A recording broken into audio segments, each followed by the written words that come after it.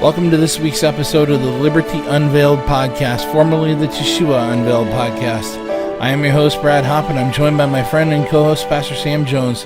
Together, we are unveiling liberty one episode at a time.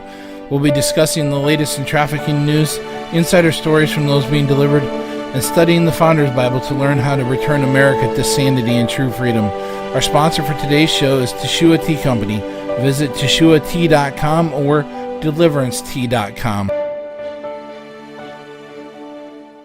Hi, and welcome to the Liberty Unveiled podcast. I'm your host, Brad Hopp. As you can tell, my friend and co-host, Pastor Sam, wasn't able to be here this week, but we're going to continue on going through the Founders Bible here. But before we get into that, I do want to, for those of you that are first-time listeners that or have not joined us before, I want to just kind of fill you in a little bit about what Teshua Tea Company, what is Liberty Unveiled, what are these things, and how do they work together.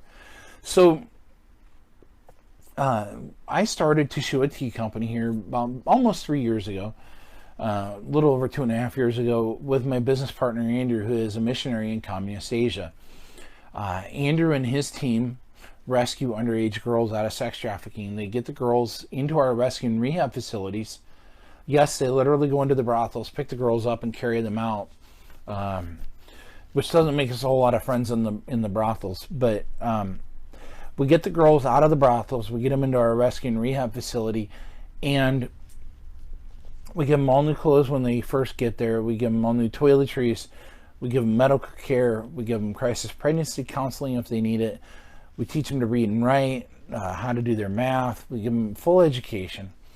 And then we take it a step further. Since they're with us on a long-term basis, we also teach them how to have a work ethic. We teach them how to make different crafts, like how to harvest and process tea and coffee, or how to make bracelets or coasters, how to run a CNC machine, how to run a tea shop. We want the girls to have a full education so that they're able to stand on their own and they know how to provide for themselves and provide for their families. And so that's really kind of the nuts and bolts of what Andrew's work is. Where I come in is we started Teshua Tea Company as a way of being able to buy these products from the girls. So we buy up front. We buy the bracelets and the coasters and the tea and the coffee and the little clay figurines and different things that the girls are making. So they're being paid up front for the products that they're making. And then we bring it stateside and we sell it over here. And then half our profits on 100% of our donations are going back to the rescue facility. So whether Teshua makes any money or not, the girls have already been paid for the products up front. So they're, as long as we continue to sell products, they're automatically being economically empowered.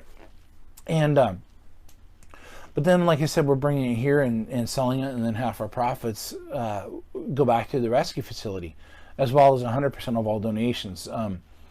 If you want to donate to our work directly, you can go on to TeshuaTea.com, and that's TeshuaTea.com, or DeliveranceTea.com, and you can go under the donate page or under the donate tab, and the first line item there is a PayPal donation that does not go through. I don't touch it. I don't see it. I don't know whether you donate it or not. I don't have anything to do with that. That goes direct to the rescue facility through Andrew, and he doesn't even touch any of it. It goes direct to help pay for the rescue facility, because it costs well over $20,000 a month to house, clothe, care for, feed, electricity, everything for the girls. So it's expensive. And we now have 2 rescue facilities, because we had 41 girls and 2 female staff in one facility. And so with that, now we've been able to split into two rescue homes, and 2 of the girls that were our earlier rescuees have reached a point in their recovery and their rehabilitation where they're now actually able to be assistant house moms. So we're really excited about that, because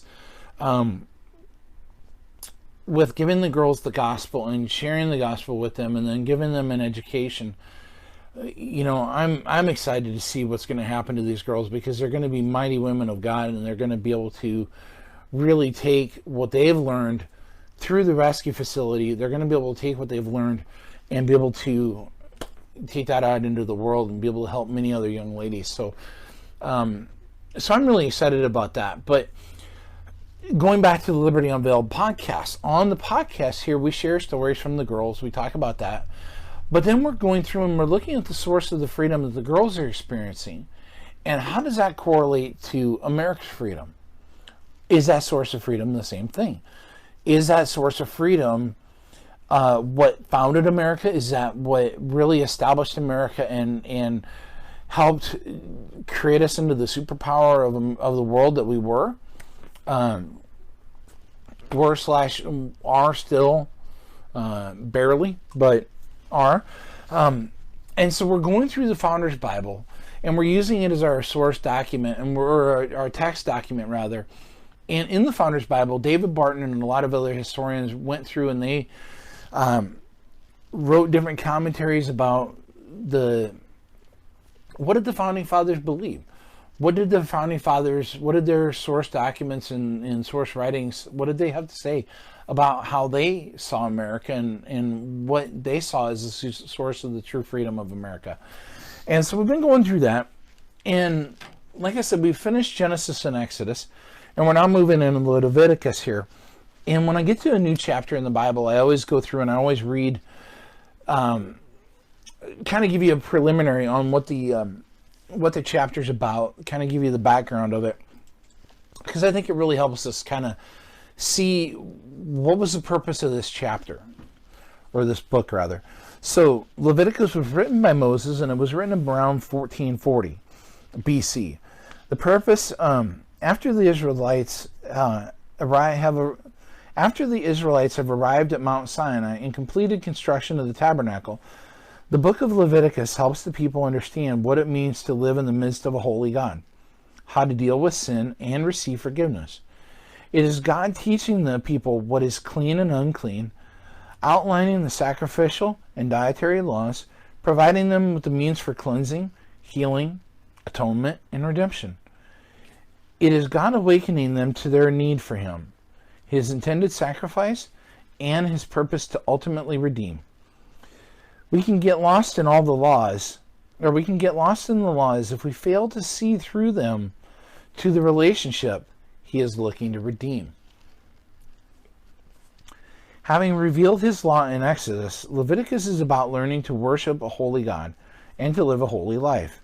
It is God revealing His passion for the people to be like Him, to be holy, to be consecrated to Him and our relationship. If we're going to walk together, we need to know how to relate to God and how we are to live with one another. The key verses in this chapter or this book are, "Thus you are to be holy to me, for I, the Lord, am holy, and I have set you apart from the peoples to be mine," Leviticus 20:26.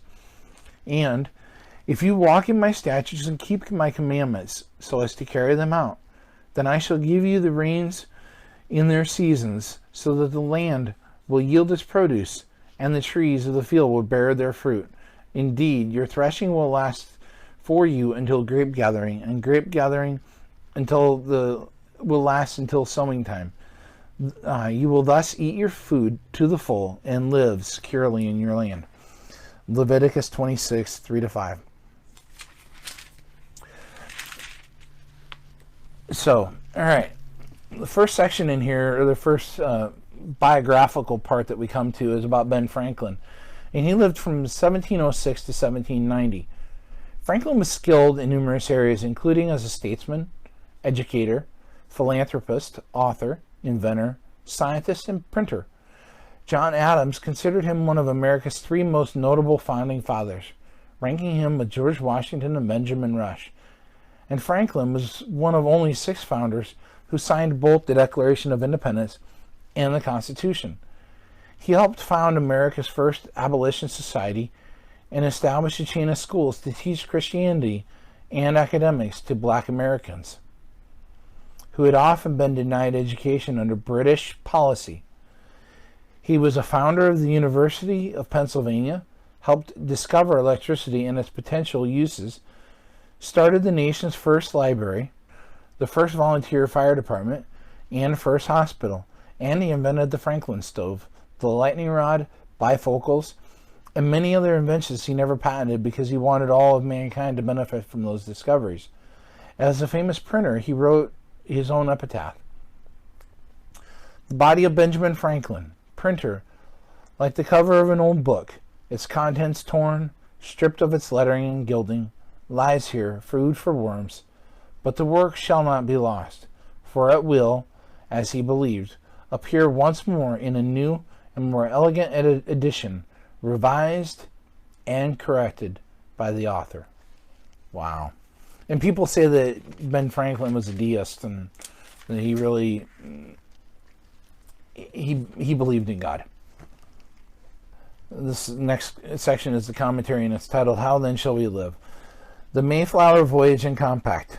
By faith, the Pilgrim congregation had dared to separate from the Church of England and meet secretly in Scrooby, then sold their farms and left their jobs and homes in the fall of 1607 to escape to religious liberty in Holland, only to be caught not once but twice, imprisoned, and lose just about everything.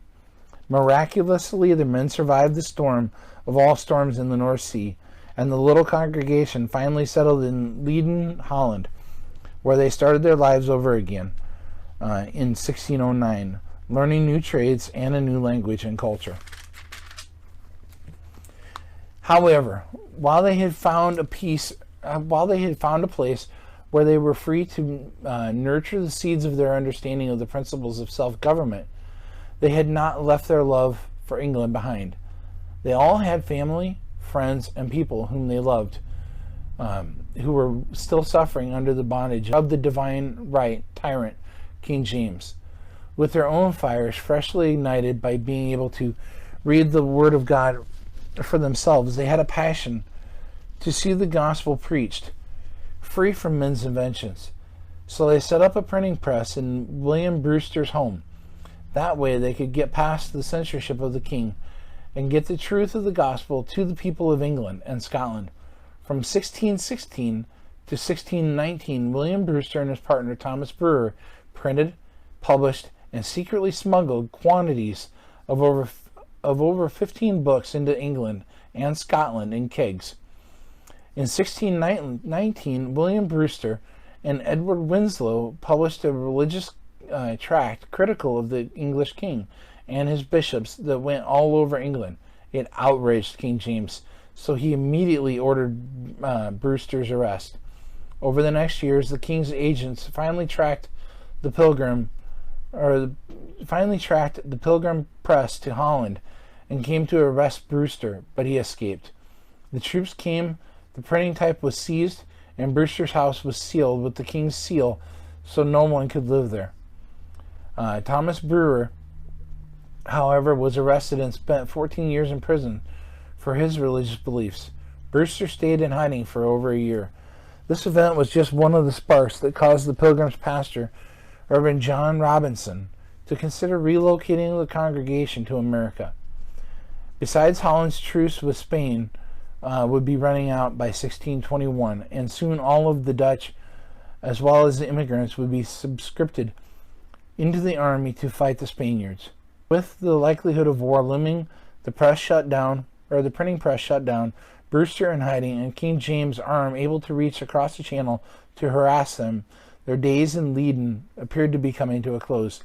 The great hope for the propagating and advancing of the gospel of the kingdom of Christ in those remote parts of the world compelled the Pilgrims to seek a new place.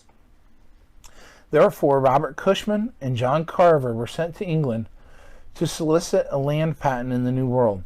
Eventually, an English merchant, Thomas Weston, made the arrangements for them, stating they had obtained a land grant north of the existing Virginia territory to be called New England. However, the new grant did not actually come to pass until late in 1620, when the Plymouth Council for New England received its charter. Weston also did not tell them that the terms had been altered, so that at the end of their 7-year contract, only half the settled land and property would revert to them, and that the provision for each settler to have 2 days per week to work on personal business was dropped. After a dozen years together in Holland, the bittersweet realization was that only part of the congregation would be able to depart on the first trip. Some would have to stay behind. It was decided that the initial settlement should be undertaken primarily by the younger and stronger members. The remainder agreed to follow if and when they could.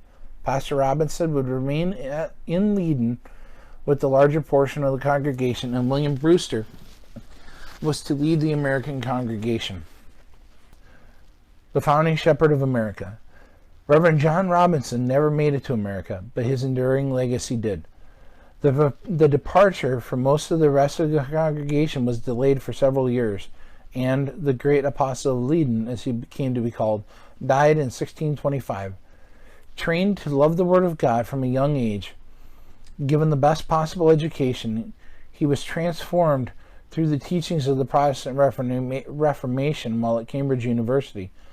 Unwilling to deny his own conscience in obedience to God's Word, the increasing tyranny being imposed by the state Church of England forced him to reluctantly choose a path of separation.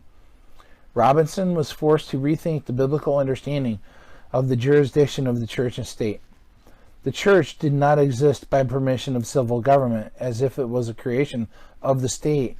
Rather, the church was instituted by God and came into existence by a covenant between God and man.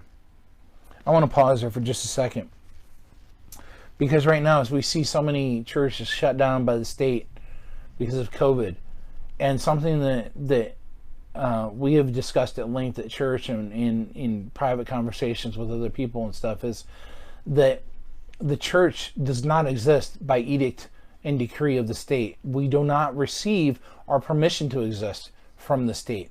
The church is a completely separate entity, and the founders of America knew that.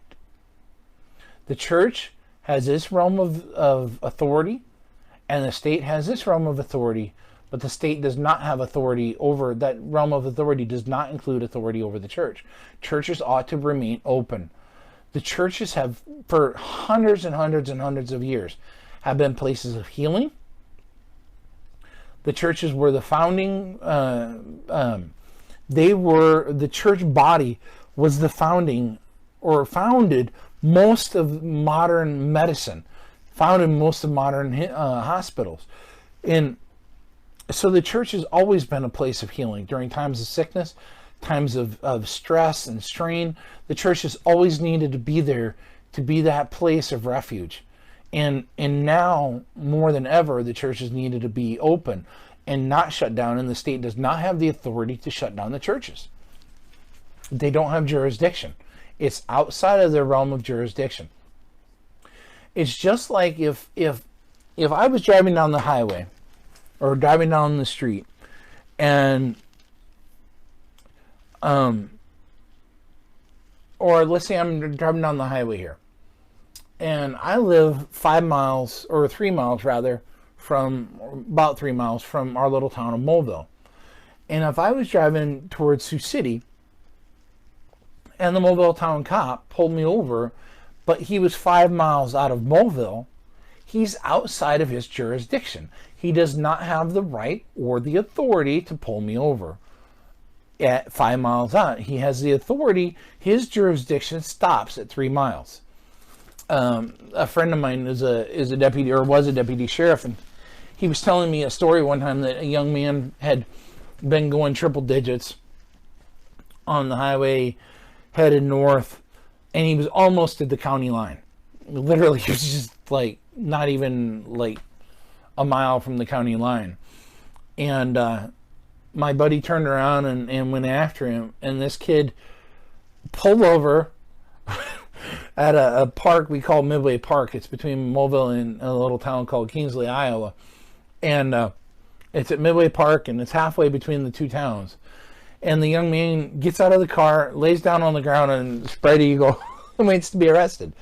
And my friend was like, if he would have just kept going, he would have reached the county line, and I wouldn't have been able to pull him over. He would have gotten away, because my friend would have been outside of his jurisdiction had he crossed the county line. Well, it goes the same thing here. The state does not have the authority. They would be crossing the county line to shut down the church. They don't have authority to do that. So let's continue on here. I just felt it important to have an understanding of that, because a lot of people don't understand that the different governing bodies have their own jurisdiction. They have their own realm of influence and their own sphere that they're allowed to have a say in. And they don't overlap all the time. They don't always have the right to butt their nose into another party's area. Now, Robinson was forced to rethink the biblical understanding of jurisdiction of church and state. The church did not exist by permission of civil government as if it was a creation of the state. Rather, the church was instituted by God and came into existence by a covenant between God and man. From the early days of forming the Scrooby Covenant, where the Pilgrim Church joined together as free men, their faithful shepherd, John Robinson, inspired his fellow congregants to touch the heart of God, train them to think the thoughts of God, and help them practice the government of God in their homes, churches, and civil compacts. Perhaps the most significant thing he did as their pastor was to train them in such a way that they didn't need him. They could operate without an earthly shepherd because he had taught them to follow their heavenly one.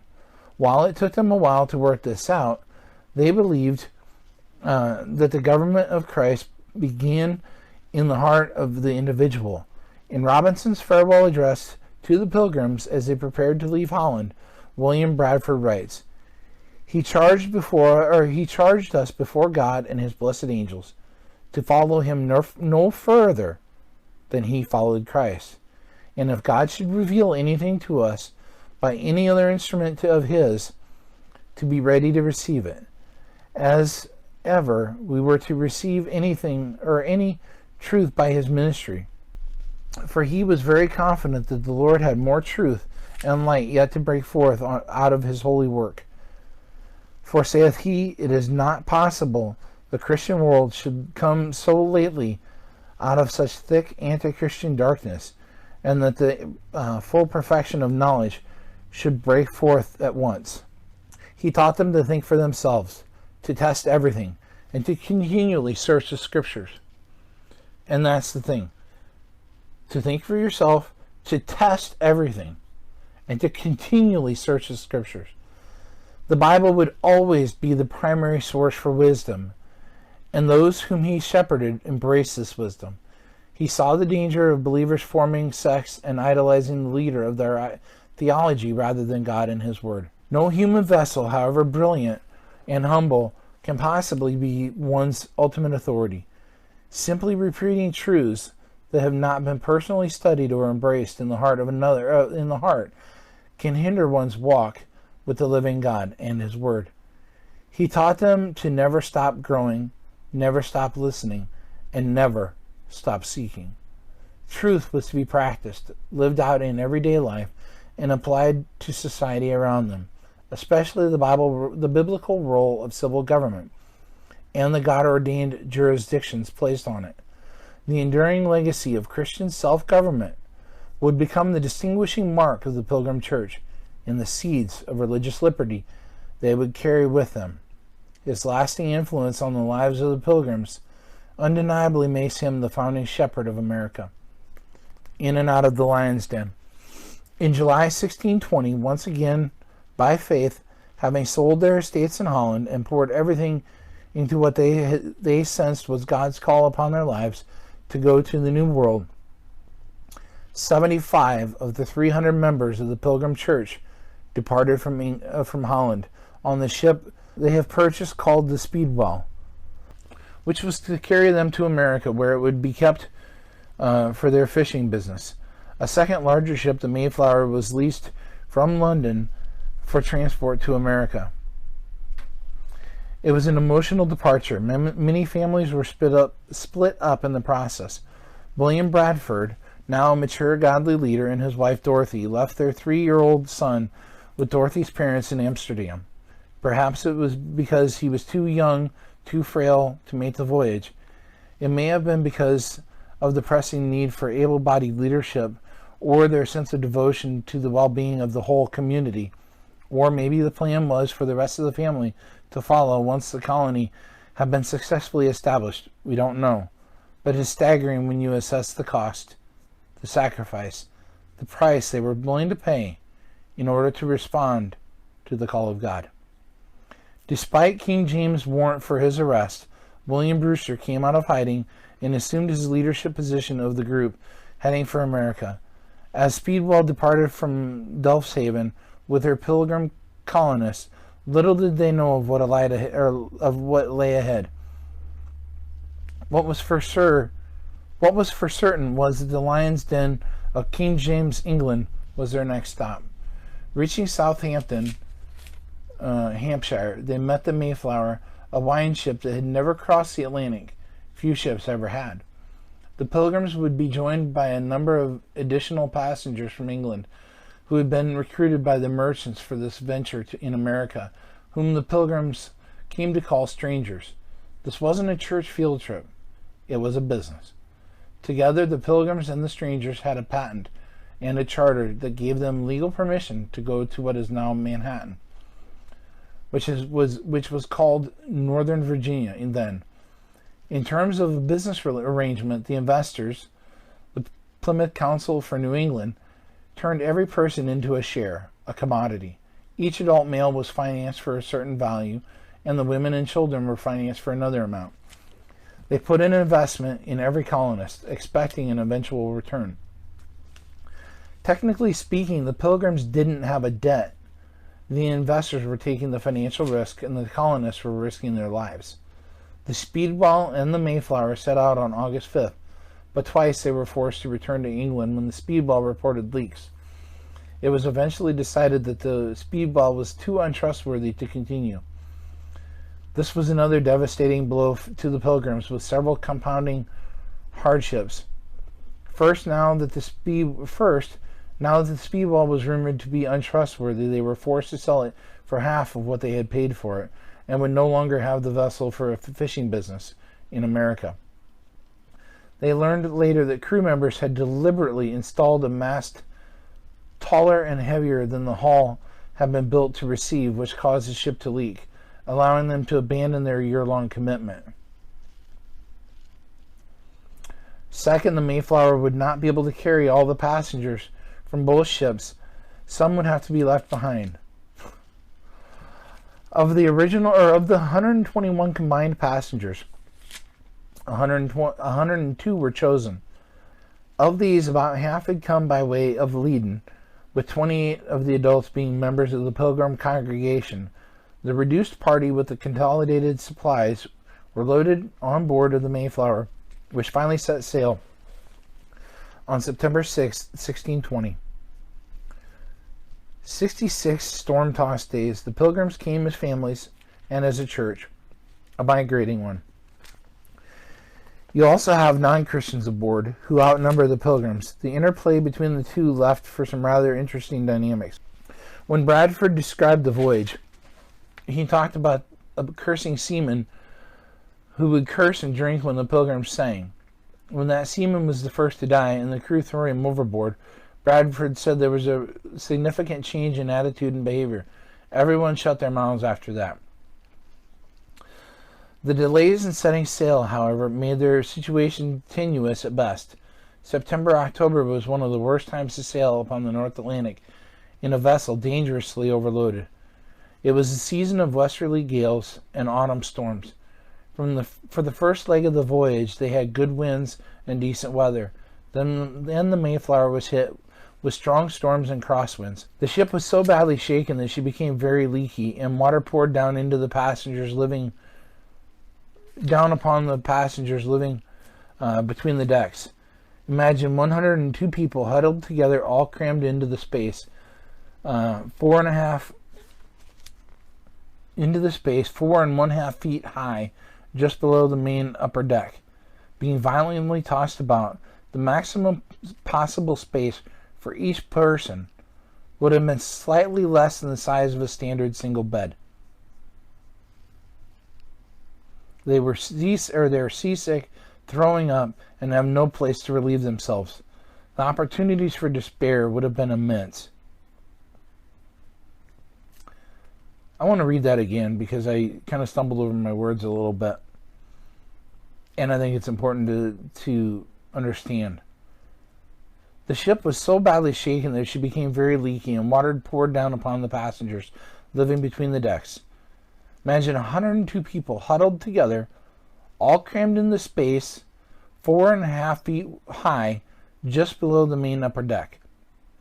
Being violently tossed about, the maximum space possible for each person would have been slightly less than the size of a standard single bed. The storms were so fierce that often the crew of the Mayflower had to take down the sails and just let the storm blow the ship wherever it wanted. During one of the storms, a main beam that held the whole ship together bowed and cracked. This would have crippled the ship enough to give cause for returning to England, but providentially, the Pilgrims had brought a giant iron screw, probably a jack to be used for house construction, that allowed them to repair the beam sufficiently to continue the voyage. It probably spared their lives, but no longer would they have an essential tool for raising their future homes. They would have to make do without it. For 66 storm-tossed days, rather than the usual 3-week journey, the Pilgrims and strangers suffered their passage across the wintry Atlantic Ocean to the New World. This voyage could have been the most tragic mistake that they had ever made, but they didn't believe that. Though they could have turned around, something the captain offered to do numerous times, they believed God was with them, and that the wind of providence was behind their back. He would see them to safety on the other side. Land was sighted on November 9th, 1620, and William Brewster led them in Psalm 100 as a prayer of thanksgiving. After 2,750 miles, traveling at an average speed of just under 2 miles per hour, the voyage was nearly over. It was confirmed that they had been blown off course to the area of Cape Cod. An attempt was made to sail the ship around the Cape, toward the Dutch settlements around the Hudson River, which was their planned destination, but they encountered shoals and difficult currents and nearly shipwrecked. It was late. Winter was upon them. They concluded whether this was plan A or plan B. Perhaps the providence of God led them here, and this was where they were meant to settle. There was one problem. They needed a charter. Their existing charter granted them the permission of the King of England, but the storm had blown them so far north that technically they were landing where no patent or charter had been secured. By what authority or right could they step off the ship and establish a legitimate settlement? The journey to get here had been arduous, but the days ahead might well be even more difficult. They were going to need to work together. How then shall we live? This was not a philosophical question to theorize about. It was the practical question of what they would do now. They needed to clearly set out who they were, why they were here, and agree upon some rules by which they were going to live. With no other options and no one else to consult, the Pilgrims did the only thing they knew to do. With their principles of self-government firmly in hand, they wrote up their own governing document, just as they had done under the leadership of John Robinson when they wrote up their own church covenant in 1606 at Scroby Manor. The Pilgrims drew up a charter known as the Mayflower Compact to give themselves the authority to establish a government there until an official patent could be obtained. They had learned much from their time at Leiden. Their pastor had taught them well. What they had done for their church covenant, they now did for their civil body politic. The interesting difference is this civil covenant was for Christians and non-Christians. If there was one thing their time in Leiden had taught them, it was a strong emphasis on peacemaking and the need for self-government. They had seen the horrible contentions and constant strife that religious factions could create where there was much liberty but little self-government. and how easily the seeds of tyranny can sprout as one group sought to impose its will on another, which then destroyed freedom rather than promoted it. They had also suffered under the imposition of the state church of England, being denied the principles of individual conscience and the manner in which they might worship. Those life lessons and the time spent searching the scriptures under the tutelage of their pastor, who had gained a reputation as a peacemaker, had taught them a new and better way to live. They believed that the government of Christ begins in the heart of the individual. It cannot be forced or coerced, but it can be modeled and taught. True religious liberty could only be built upon the genuine practice of self-government. The reason is simple. Self-government by its very nature yields peace, with every man under his vine and his fig tree. There will always be those who disagree, but one who resorts to manipulation or force in handling this disagreements reveals the true goal of everyone under my vine or my fig tree. The Pilgrims increasingly recognized that true religious liberty must be something they extended to others also. As such, they set out to establish a proper foundation upon which the rights of liberty could be enjoyed by all. They already had the covenant for their church society. Now they needed one for their civil society. What they would write down had to work for everyone, saint as well as stranger. No one was excluded on the basis of faith, nor was anyone coerced into adopting Christianity. But because they were building a base of law, they needed an agreed-upon foundation from which their liberty and laws would come. They applied to the Mayflower Compact the exact same principles of covenanting that they had with the church covenant, knowing that there has always been only one foundation upon which any man can build. They sought to build their house upon the rock. Everything they did started with God. The Mayflower Compact opens with, "In the name of God, amen. We whose names are underwritten." And then they talk about the king. So in terms of authority, they define their rights as coming from God to the people and then delegated to governmental authorities such as the king. In England, it had been God, the king, and then the people. But here we have a new power flow. God, the people, and then the king. Our liberty and our rights are God-given and thus inalienable.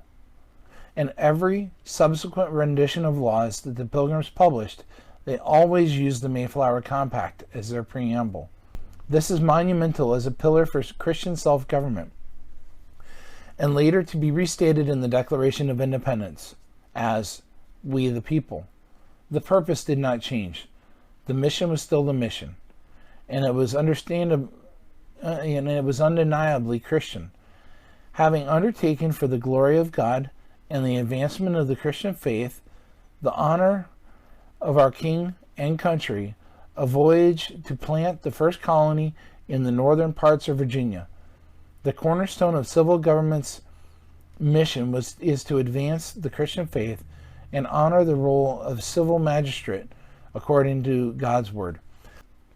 They said this new government patent or charter would be even more sure as the others came from England, because they wrote and agreed to it themselves. In other words, they had a higher degree of unity from writing the laws themselves. This charter came from their own hearts, to which they voluntarily consented. It was not just the king's charter placed upon them. Solemnly and mutually in the presence of God and one another, covenant and combine ourselves together into a civil body politic for our better ordering and preservation and furtherance of the ends aforesaid. Civil government operates by covenant. They were not just trusting in a document only, but a relationship, a commitment to live together and to fulfill a common purpose. And by virtue hereof, to enact, constitute, and frame such just and equal laws, ordinances, acts, constitutions, and offices from time to time as shall be thought most meet and convenient for the general good of the colony. Because this fundamental charter defined their rights as a Christian colony, the basis of law in their civil society would be Christianity, as revealed by the Word of God. Someone was free to disagree, but he or she did have to agree that Christianity is the root of the law. No other religion provided them these freedoms. Government consists of a charter and bylaws. The Mayflower Compact did not provide a list of those laws or a job description for any officer. That would come later when they wrote their Constitution in 1636. But what it did establish was that this would be a government based on the rule of law rather than the rule of men, which we now have. We now live in a nation that is basically the rule of men and not the rule of law. Through their representatives, they would govern themselves, enacting laws that were just, that would protect the equal rights of citizens. And since God gave them the power to do so, when laws are unjust, they ultimately would only have themselves to blame. On November 11, 1620, on board the Mayflower off the coast of Cape Cod, before they had ever set foot onto the New World, they penned what would become the premier document of freedom for early America. In the name of God, amen. We, whose names are underwritten, the loyal subjects of our dread sovereign Lord King James, by the grace of God, of England, France, and Ireland, King, defender of the faith, having undertaken for the glory of God and the advancement of the Christian faith, and the honor of our King and country, a voyage to plant the first colony in the northern parts of Virginia, do by these presents solemnly and mutually in the presence of God and one another covenant and combine ourselves together into a civil body politic for our better ordering and preservation and furtherance of the ends aforesaid, and by virtue hereof to enact, constitute, and frame such just and equal laws, ordinances, acts, constitutions, and offices from time to time as shall be thought most meet and convenient for the general good of the colony. Unto which we promise all due submission and obedience.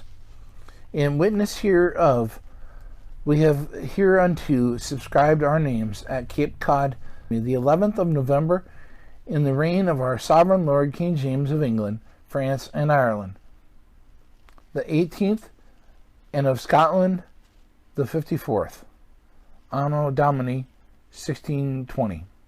The Mayflower Compact was ratified by majority rule with 41 adult male passengers signing. Little did they know, or perhaps they did have some measure of awareness, that what they had done was unique in the world or the history of the world. They formed a government on a covenant rather than by hereditary title. They created a limited, representative government accountable to the rule of law and the people. With it, they planted into virgin soil the seeds of American democracy that foreshadowed the coming Declaration of Independence, the triumph of religious liberty that would be put in writing under the Articles of Confederation, the Constitution of the United States, and then the Bill of Rights, owes much of its origin to our Pilgrim forefathers and the truths found in this document. For that moment, it formed the basis of how they were going to live together. What they did understand was that throughout history, God has always used a small group of people who were totally committed and all in. They knew that if they kept to their covenant with God and with one another, God would be faithful. This was the great experiment. The stakes were high, and they had everything to lose if it didn't work. Strangers and exiles. Finding Plymouth was only the beginning. Drafting their charter and establishing the ground rules for how they would live together was essential. But in stepping off the boat, the real work began. They had no shelter on the land. Imagine deep snow on the ground in November, December, and January. Fortunately, the sea captain stayed a mile offshore, realizing they'd all die if he left. The women and children would go out every night and sleep on the Mayflower. The men would sleep on the ground, until they could build some form of shelter to protect themselves from the elements and also from what they thought were hostile Native Americans. Having little with which to protect themselves, the women slept on their children to keep them warm.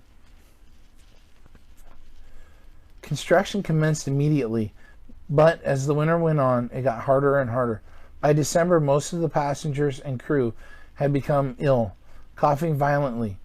Many were also suffering from the effects of scurvy. They got so sick that at one time only 6 or 7 of the colonists could walk. Almost every person lay either inside the little fort they were trying to build or on the Mayflower. They were dying, vomiting, and trying to keep themselves warm.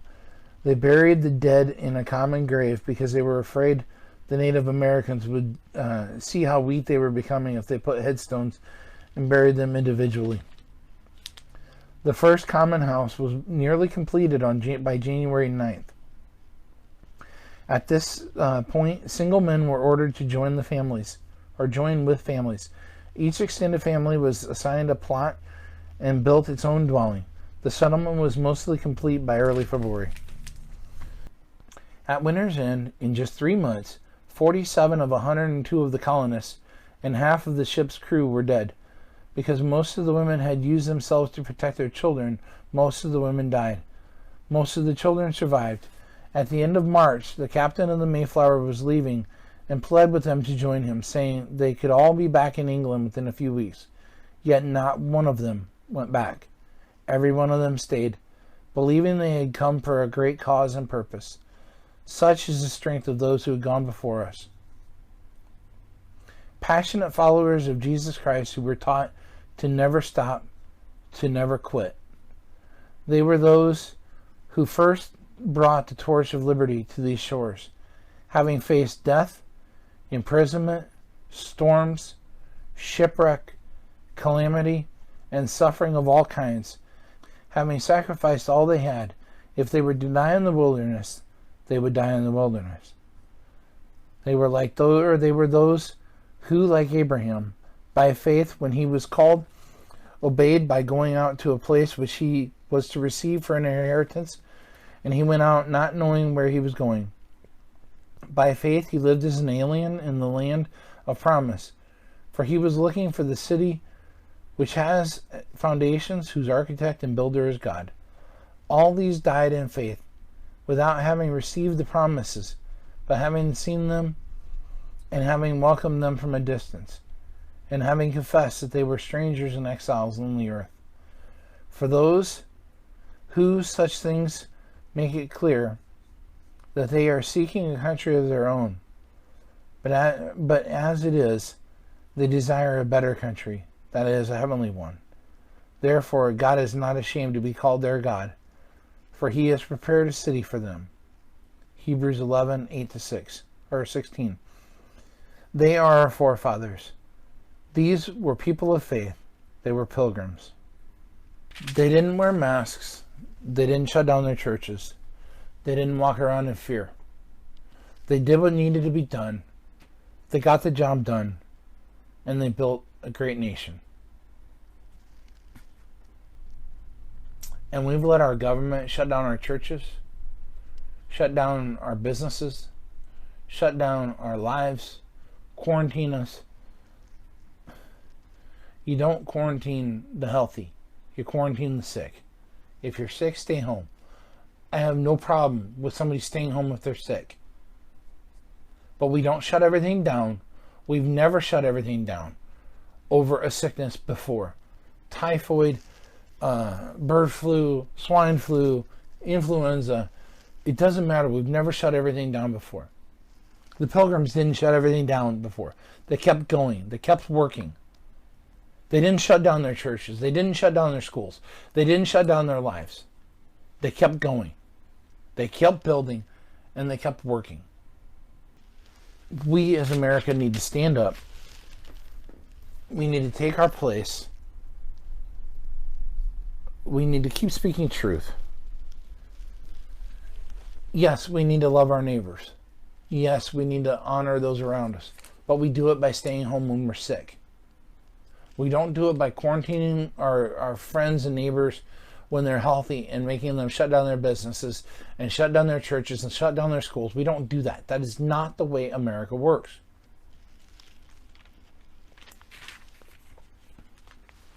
I'm going to go on here and I'm going to read just another little biography clip. Richard Henry Lee. The signer of the Declaration served in the Virginia legislature before being elected to the Continental Congress, where he proposed that these united colonies are, and of a right, and ought to be free and independent states. The specific motion in the Congress that led to the Declaration of Independence in 1777, he authored the Continental Congress, the first Thanksgiving Day proclamation.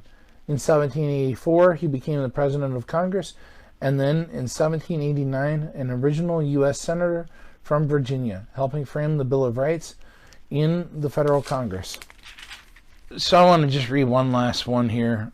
Frederick Douglass, 1817 to 1895, born a slave in Maryland. When he was 21, he escaped to New York. He told his story in an anti-slavery convention, and it was so well received that the Massachusetts Anti-Slavery Society asked him to travel full-time, making speeches against slavery. He was an eloquent orator and drew large crowds to hear his story. He also published a popular weekly newspaper. At the beginning of the Civil War, he advised President Abraham Lincoln on the Emancipation Proclamation and the use of black troops, and he recruited 2 black regiments to fight for the Union. Following the war, he received presidential appointments from Presidents Ulysses S. Grant, Rutherford B. Hayes, and James A. Garfield. President Grover Cleveland removed him from office, but President Benjamin Harrison reappointed him. Douglass was also an ordained minister in the AME Zion denomination. And I think that he's a fantastic example of what happens when someone gets out of slavery, gets delivered from slavery, gets educated, and then the powerful person that they become. And that's what we're doing with these young ladies that we've talked about. You know, when they're set free and they're educated and they're given the new chance at life, you know, they become such powerful young ladies, and they're able to go out and help others that are being tortured and trafficked and abused and stuff, and they have such a powerful voice, and they really do inspire and give hope to the hopeless, and that's what we're doing. And so I hope you'll stop by teshuat.com or deliverancetea.com. Again, that's teshuatea.com. Share the podcast with those around you. Buy some of the products. Give them for Christmas presents. And help us spread the word, because we have groups like Facebook that don't want to accept our advertising dollars, and they think we're too controversial and stuff. And I've heard that from other groups too that are doing stuff similar to what we're doing, that Facebook really doesn't appreciate us and approve of us.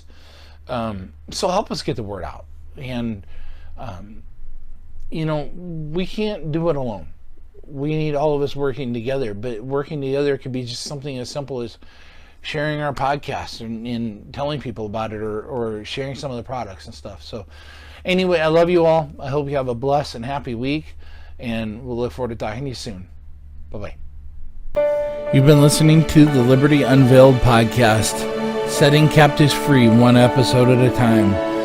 The Liberty Unveiled podcast is a part of the Unresolved Podcast Network and has been brought to you by Teshuat Tea Company, TESHUAHTEA.com or DeliveranceTea.com.